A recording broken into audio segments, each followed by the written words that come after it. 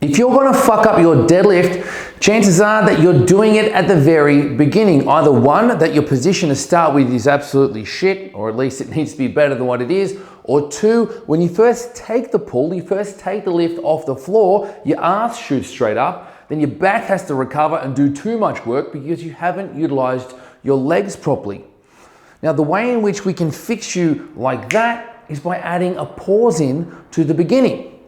So we'll address the bar, we'll take the lift, we'll pause about an inch or so off the floor, and then continue the movement. Now, this won't completely get rid of that issue, but it will show you very clearly if it's happening so you can address it. Most people's flaws occur even at lighter loads, but because the load is light, your margin for error is wide enough that you don't actually realize it's happening, and it doesn't actually show itself. It's not really noticeable until the weight is heavier, and by that time, the load is too heavy for you to correct your poor technique. You need lighter loads to help develop good technique and heavier ones to create the result you want. They go hand in hand. So we need to know how to prioritize our focus when the weight is lighter to get your technique just right, and then utilize that time spent when the weight is heavier to create the result you want. They go hand in hand. So when we start with a lighter load, so I'll demonstrate with this 60 kilo here, we need to ensure that we're being super fucking pedantic as to how we're positioning ourselves, so as the weight gets heavier, we can just walk up to the bar and grip it and fucking rip it, and know that your technique will autonomously work for itself. Address the bar with your feet about hip width apart, and as I look down, the knot in my shoes is covered by the bar. Okay, so it's about an inch or so away. I don't want to be directly on the bar because there's going to be a bit of movement with the shins and we don't want to push the bar away. I'm just about here. From here, I'm sticking my bum back and down, ensuring that what movement in my shins is minimal. They're not driving forward. It's not a fucking squat.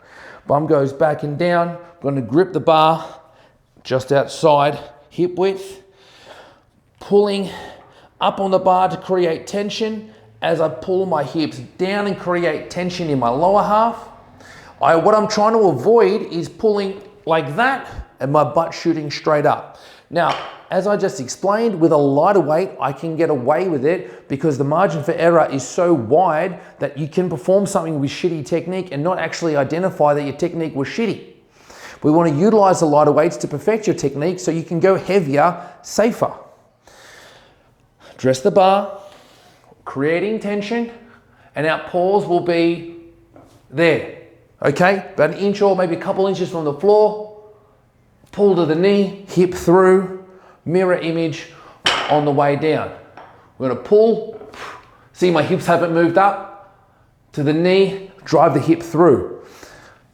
As I said, this won't remove the issue of your butt shooting up, but it will showcase it. It will make it far more evident. So if that is your flaw, you can fucking fix it. So we're gonna address the bar, create some tension.